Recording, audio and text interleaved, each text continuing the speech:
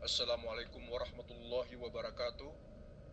Saudara-saudaraku, kawan-kawan yang aku cintai, aku kembali hadir di pagi hari ini, tanggal 7 bulan Januari, yaitu harinya adalah hari Rabu,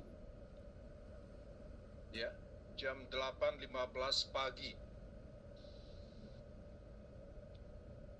Hari ini, pagi ini saya akan membawakan sebuah topik yang berjudul Mengenal Hak Allah Ta'ala. Ini adalah berangkat dari tulisan Dr. Abdiyat Sakri, SPJP, dan sudah pula disebarluaskan beliau lewat tulisan tetapi ya, tanggal 20 April 2023. Nah, ini saya berangkat dari sini nih. Baik, kita mulai ya. Hak Allah Ta'ala merupakan hak yang paling utama, wajib ditunaikan dan paling agung di antara hak-hak yang lain. Karena hak Allah Ta'ala merupakan hak yang maha pencipta, maha agung, maha penguasa, maha pengatur atas segala urusan. Ya. Hak pemilik segalanya yang nyata, hak hidup kekal mengurus makhluknya, yang dengannya tegak langit dan bumi. Dia pula yang telah menciptakan segala sesuatu, kemudian menetapkan takdirnya dengan kebijaksanaan yang nyata. Hak Allah Ta'ala yang Dia telah menghadirkan Anda di dunia dari yang tidak ada dan dari sesuatu yang tidak pernah disebutkan sebelumnya. Hak Allah Ta'ala yang telah mengurus diri Anda dengan memberikan berbagai kenikmatan. Wah, kenikmatan itu tidak terhitung jumlahnya. Nggak akan bisa kita hitung kenikmatan yang diberikan oleh Allah kepada kita. Coba aja hitung. Nikmat melihat, nikmat mendengar, nikmat berpikir, nikmat detak jantung, nikmat pencernaan, buang air besar, buang air kecil, tidur dan segala macam, menghirup udara. Di mana Anda berada di perut ibu dalam 3 tahap kegelapan yang tidak satu pun makhluk yang sanggup memberikan makanan yang bergizi. Kita udah otomatis diberi makanan itu selama dalam perut ibu, ya, menjadi sumber perkembangan dan kehidupanmu, mengalirkan air susu untukmu dari 2 payudara, menghadirkan 2 orang tua untukmu. Dia pula yang menyediakan dan mempersiapkan segala sesuatu untukmu, menyediakanmu dengan kenikmatan akal dan pemahaman. Ya, waduh, Allah ini memang maha luar biasa baik, maha perkasa, maha suci, maha besar, maha agung. Betul-betul lah. Dan mempersiapkan dirimu dengan mampu menerima itu semua dengan cara memanfaatkannya. Baik, Allah Ta'ala berfirman di dalam surah An-Nahl 78, ya. Ayat 78, silakan cari sendiri. Artinya, dan Allah mengeluarkan kamu dari perut ibumu dalam keadaan tidak mengetahui sesuatu pun, dan Dia memberi kamu pendengaran, penglihatan, dan hati agar kamu bersyukur. Apa itu artinya? Bahwa Allah itu menghendaki kita, manusia, hamba-hambanya, berterima kasih kepadanya, bersyukur terhadap apapun yang telah Dia berikan kepada kita, yang kita sendiri pun tidak menyadari berapa banyaknya, betapa jumlahnya begitu besar. Kita seolah-olah menganggap, itu memang sudah demikianlah adanya. Kebanyakan manusia selalu berpikir demikian. Memang seharusnya lah aku punya mata, seharusnya lah aku punya telinga, seharusnya lah aku bisa pipis dan sebagainya. Seolah-olah itu adalah sesuatu keharusan yang menjadikan hak kita, padahal tidak sebenarnya. Semuanya itu diberikan dengan sengaja oleh Allah kepada kita, yang mestinya kita bersyukur, tetapi kebanyakan manusia tidak bersyukur. Mari kita lanjutkan. Seandainya Anda tertutup dari melihat keutamaannya tersebut, walau sekejap mata, pasti Anda akan binasa.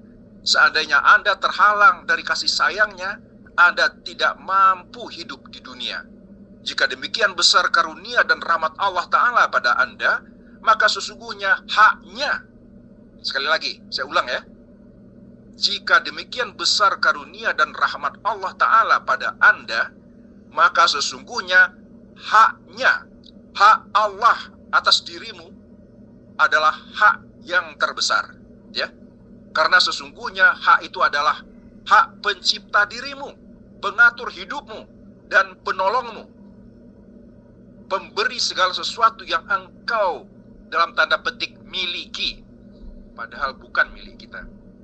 Dan Dia, Allah, tidak menginginkan darimu rezeki dan tidak juga makan.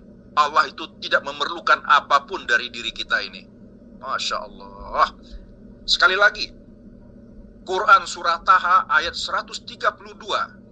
Allah Ta'ala berfirman, yang artinya adalah, kami tidak meminta rezeki kepadamu, kamilah. Ya, dengan kata lain, akulah, kata Allah, yang memberi rezeki kepadamu. Ya. Dan aku tidak memerlukan sesuatu pun dari engkau. Akulah pemberi, engkaulah penerima. Kalian itu bukan pemberi, akulah si pemberi itu. Kita lanjutkan arti ayatnya. Dan akibat yang baik itu adalah bagi orang yang bertakwa. Itulah yang diinginkan oleh Allah pencipta kita itu. Allah menginginkan kita itu menjadi hamba-hambanya yang mencintai Allah, yang takut kepada Allah. Hati-hati ya. Memahami takut di sini, hati-hati. Bukan takut seperti kita melihat hantu, tapi takut apabila kita itu membuat Allah itu tidak senang terhadap perbuatan-perbuatan kita. Kita menginginkan agar Allah itu ridha, senang, setuju terhadap apapun yang kita kerjakan. Jangan sampai Allah itu tidak suka terhadap apa yang kita kerjakan. Ya, jangan sampai Allah itu murka karena perbuatan kita.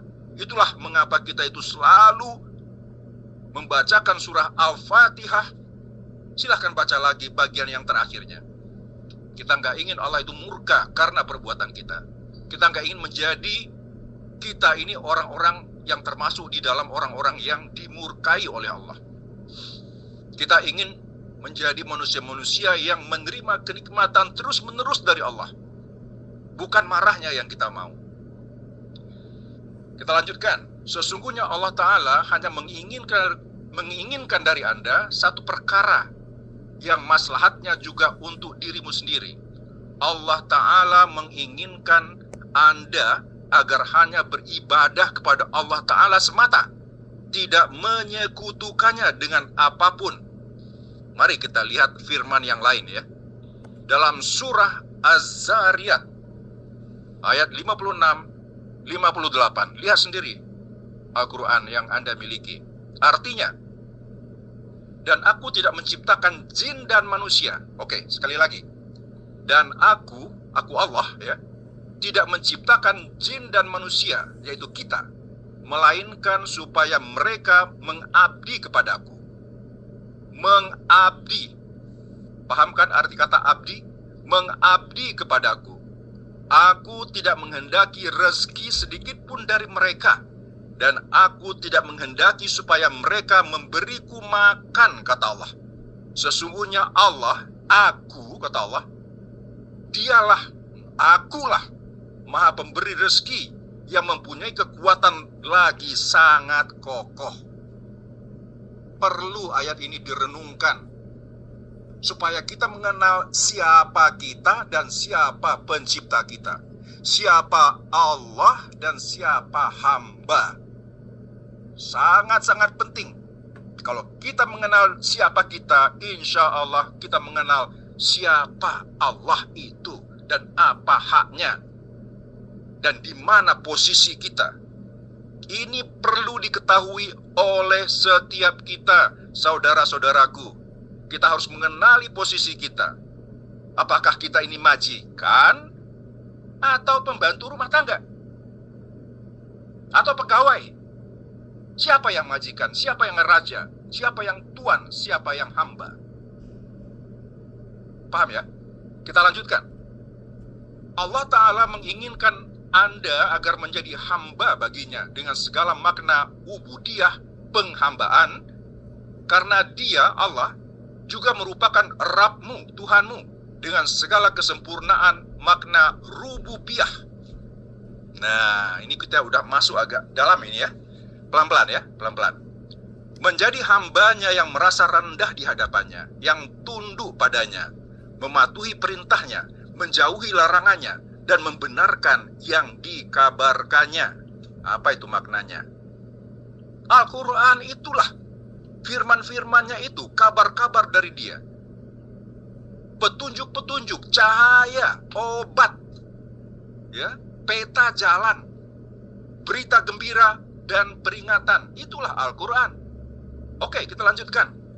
Karena Anda melihat nikmatnya bergantian satu persatu pada dirimu secara sempurna, apakah Anda tidak malu kemudian membalas semua nikmat ini dengan kekufuran? Wah, na'udzubillahi min zalik itu. Sungguh-sungguh, aduh. Orang sudah memberi misalnya ya, ada tetangga yang selalu setiap hari memberi makanan kepada kita. Beri ini, tiap kali ketok pintu, beri kolak. Besok datang lagi, beri goreng pisang. Besoknya datang lagi, memberi bubur kacang hijau. Terus setiap hari. Ya. Pada hari raya kita dikasih hadiah. Pada hari raya yang lain diberi hadiah lagi. Lalu kita tuh cuman diam-diam aja. Tidak berterima kasih, tidak membalas perbuatan Dia. Coba dibayangkan, siapa kira-kira kita itu kualitasnya ya? Kalau kita seperti itu, tidak mengucapkan terima kasih, tidak peduli, tidak menghiraukan, padahal tetangga kita itu sudah memberi setiap hari, sepanjang minggu, sepanjang bulan, sepanjang tahun, terus-menerus. Memberi terus. Nah, dan Allah lebih daripada itu. Bukan hanya setiap hari, setiap detik Allah itu memberi. Bukankah kita itu menghirup udara itu setiap detik? Hah? Bukankah kita itu merasakan kulit kita ini setiap detik? Nikmat tidur, nikmat jaga, nikmat ke kamar mandi, nikmat mandi, nikmat bercakap-cakap, nikmat melihat, menekan-nekan HP, tombol-tombolnya, ketawa-ketawa, ketiwi-ketiwi, menangis. Itu semuanya adalah kenikmatan. Kenikmatan semuanya yang perlu kita sadari dan perlu kita syukuri. Itulah yang diinginkan oleh Allah. Bersyukur itu bukan sembarangan kepada siapa-siapa. Harus kepada Allah. Ingat, harus kepada Allah. Berterima kasih itu jangan, mentang-mentang bosnya baik kasih gaji ya, yang lebih besar. Terima kasih bos, dicium-cium tangannya, tunduk-tunduk. Salah besar. Berterima kasih itu justru kepada siapa yang menciptakan si bos itu, yang menggerakkan hatinya untuk memberi kita gaji tambahan. Begitu caranya. Harus tahu kita kepada siapa sesungguhnya kita berterima kasih itu. Kita lanjutkan lagi. Seandainya ada seseorang yang memiliki keutamaan bagi diri Anda sangat malu dan enggan untuk melawannya dengan bermaksiat dan menyelisihinya. Lantas, bagaimana dengan Rabbmu, Tuhanmu, yang seluruh keutamaan dan nikmat padamu tidak lain adalah dari Dia. Segala bahaya yang dijauhkan darimu adalah dari bagian kasih sayang Dia. Itulah sebabnya selalu kita ulang-ulang, Bismillahirrahmanirrahim. Allah itu Rahman dan Rahim, Maha Pengasih lagi Maha Penyayang. Ya, itu sebabnya mengapa kita selalu mengucapkan Bismillah. Betapa pentingnya itu. Apapun yang kita kerjakan, kita harus mengakui bahwa hidup kita ini disebabkan oleh kasih sayang Allah. Kita tidak datang sendiri, kita didatangkan dengan kasih sayang Allah. Baik, Allah berfirman lagi di dalam surah An-Nahl ayat 53. Artinya begini, dan apa saja nikmat yang ada pada dirimu, kata Allah, maka dari akulah datangnya, dari Allah lah datangnya. Dan bila kamu ditimpa oleh kemudaratan, Nah, mudarat itu artinya musibah, kesulitan. Maka hanya kepadanya lah kamu meminta pertolongan. Nah, jangan sampai begini harusnya. Jangan sampai kita itu baru mengingat Allah ketika kita mengalami musibah, ketika mengalami kesulitan, ketika mengalami kesedihan, baru kita ingat Allah. Begitu dikasih kesenangan sedikit, kita udah lupa sama Allah. Tidak berterima kasih kepada Allah. Mengingat Allah itu dikala susah, betul, tetapi juga dikala senang, dikala bahagia, dikala semuanya baik-baik saja. Masya Allah. Kita harus pahami ini. Ya, bersyukur itu 24 jam sehari kalau bisa. Ya, 24 jam sehari kalau bisa. Bahkan 24 jam sehari itu belum cukup dibandingkan dengan nikmat yang telah diberikan Allah kepada kita kalau kita memikirkan dan merenungkannya. Saudara-saudaraku yang aku sayangi, karena gak bisa dibayangkan itu jumlahnya, itu tak terhingga kenikmatan yang kita terima setiap hari, setiap detik. Dalam waktu 1 detik, kenikmatan itu bukan hanya di lidah, bukan hanya di mata, bukan hanya di hidung, bukan hanya di rambut, di kuku, di kulit, di luar, tetapi juga bayangkan itu tuh, yang di dalam-dalam itu tuh, setiap detik menerima nikmatnya Allah itu. Harus semuanya lancar untuk bekerjanya tubuh kita ini. Kalau ada satu bagian saja yang tersumbat misalnya, seluruh badan itu akan terasa sakit. Aduh. Semua akan mengeluh. Benar kan? Seperti sakit gigi aja Anda itu. Seluruh badan terasanya demam. Masya Allah. Ya. Kita lanjutkan. Ini adalah hak yang Allah Ta'ala wajibkan bagi dirinya. Kemudahan bagi mereka yang Allah Ta'ala mudahkan. Karena Allah Ta'ala tidak pernah menjadikan agama ini sulit, sempit, dan sukar. Allah Ta'ala berfirman, artinya ini surah Al-Hajj ayat 78. Dan berjihadlah kamu pada jalan Allah dengan jihad yang sebenar-benarnya, kata Allah. Dia telah memilih kamu, dan dia sekali-kali tidak menjadikan untuk kamu dalam agama suatu kesempitan. Ikutilah agama orang tuamu Ibrahim.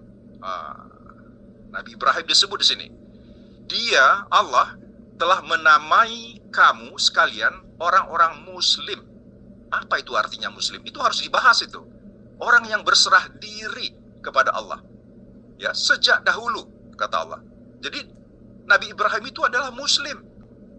Mengapa dia muslim? Karena dia itu adalah orang yang berserah diri kepada Rabb-nya, kepada Allah, yang juga adalah Rabb-nya kita. Dan begitu pula dalam Al-Quran ini, supaya Rasul itu menjadi saksi atas dirimu, dan supaya kamu semua menjadi saksi atas segenap manusia, maka dirikanlah sholat. Ini betul-betul suruhan Allah ini. Supaya kita berterima kasih kepada Allah, Allah itu menyuruh kita demi kebaikan kita sendiri untuk sholat. Tunaikanlah zakat demi kebaikan kita sendiri juga. Dan berpegang teguhlah kamu pada tali Allah. Apa itu artinya tali Allah? Yaitu agama Allah, panduan Allah, peta jalan Allah. Jalan yang lurus, agama Islam. Dia adalah pelindungmu. Dia maksudnya adalah aku, Allah, adalah pelindung kalian. Maka dialah sebaik-baik pelindung. Maka akulah sebaik-baik pelindung dan sebaik-baik penolong. Al-Hajj ayat 78. Ya. Sesungguhnya itu adalah akidah yang utama. Ingat, saya garis bawahi ini. Sesungguhnya itu adalah akidah yang utama, keimanan yang benar, buah amal soleh, keimanan dengan hal yang gaib. Ya, kita tidak melihat Allah, tetapi kita mengimani adanya Allah dan keperkasaan, keagungan, kebesaran, kesucian, kemuliaan, keadilan, ketelitian, kemahalembutan, ya, semuanya itu. Itulah Allahnya kita dengan 99 sifatnya itu, asma Allah, dan keimanan dengan yang nyata. sebagai pondasi rasa cinta dan penghormatan. Buah akhirnya adalah ikhlas dan ketekunan. Benar-benar, Masya Allah. Kalau kita paham, ya, kalau kita paham dan merasakan cinta Allah itu, buahnya itu adalah kelapangan dada ini, keikhlasan dan ketekunan dan keteguhan, istiqamah di dalam menjalankan agama kita ini. Itu datangnya bukan serta-merta, harus dengan pemahaman, ya, dengan ilmu yang berbuah cinta. Apabila kita telah mencintai Allah, barulah kita bisa merasakan kelezatan beriman dan berislam itu. Kalau enggak kita merasakan itu, semuanya akan terasa menjadi beban. Aduh, harus sembahyang 5 kali, harus berwudu dulu, harus bersih-bersih, pakai sarung, pakai mukena, harus ruku, harus sujud, harus berdiri lagi sekian kali dalam sehari. Aduh, beratnya berat.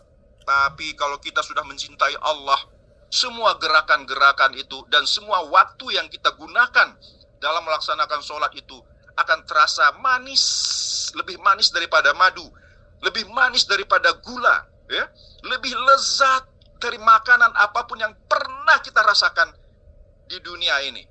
Itulah kalau kita udah bersama dengan Allah, itulah kenikmatan puncak, saudara-saudaraku yang aku cintai.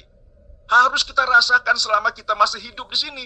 Jangan tunggu-tunggu kapan-kapan, nanti di akhirat di surga. Enggak. Kemanisan beribadah, kelezatan beribadah bisa dicapai sekarang juga. Ya, mari kita lanjutkan. Ya, sholat 5 waktu sehari semalam menjadi sebab Allah Ta'ala hapus kesalahan. Kan sholat itu demi kita juga, bukan demi Allah, bukan. Meninggikan derajat, memperbaiki hati, membersihkan hati dan keadaan sesuai kadar seorang hamba dalam ketaatannya. Allah Ta'ala berfirman, artinya surah At-Tagabun ayat 16, artinya bertakwalah kamu kepada Allah sesuai kesanggupanmu. Allahu Akbar. Allah ini nggak mau maksa-maksa gitu ya, kayak sebagian manusia ya, dipaksa, dipukul, dikasih rotan, dipecut. Kalau Allah enggak. Dengarkan baik-baik. Bertakwalah kamu, kata Allah, ya, sesuai dengan kesanggupan kamu. Aku tidak akan membebani seorang manusia pun melebihi dari kesanggupannya. Itu ayat yang lain. Ingat kan semuanya ya? Ingat kan? Nah, itu ada ayatnya. Setiap orang itu menerima beban sesuai dengan kesanggupan dia, kata Allah. Aku tidak memberi melebihi dari kesanggupan kalian. Nabi SAW, Nabi Muhammad bersabda pada Imran bin Husain ketika Imran sedang sakit, sholatlah dalam keadaan berdiri, jika kamu tidak mampu dalam keadaan duduk, jika tidak mampu berbaring. Ini hadis sahih. Nah, kemudian ada zakat, ya, ada puasa di bulan Ramadan, ada haji, itu rukun-rukun semua, ya. Haji misalnya merupakan salah satu amal soleh bagi yang mampu. Enggak dipaksa kok. Kalau nggak mampu, nggak punya uang, ya kan, nggak bisa meninggalkan keluarga atau perjalanan tidak aman, tidak wajib haji itu. Ya, puasa juga di bulan Ramadan. Jika sakit atau safar, maka puasalah sebanyak hari yang ditinggalkan tersebut pada waktu-waktu yang lain. Gampang kok. Jika tidak mampu puasa karena kesulitan yang menetap, maka berilah makan orang miskin, boleh sejumlah hari yang tidak berpuasa. Nah, ya. Surah Al-Hajj 78. Maka dirikanlah sholat, tunaikanlah zakat, dan berpeganglah kamu pada tali Allah. Dia adalah pelindungmu, maka dialah sebaik-baik pelindung dan sebaik-baik penolong. Aduh, Allah ini nih memang berhak untuk dicintai. Allah itu berhak untuk disembah, ya, kalau kita paham. Apalagi kalau kita cinta. Nggak disuruh pun, kalau kita cinta sama Allah, kita akan sujud, maunya sujud aja. Maunya sujud, maunya bertasbih saja, bertahmid saja, kalau kita paham. Tapi kalau kita tidak paham, semuanya akan menjadi beban. Mari kita renungkan sama-sama. Ini sudah hampir 25 menit. Saya Yuno Baswir di Washington DC. Wassalamualaikum warahmatullahi wabarakatuh.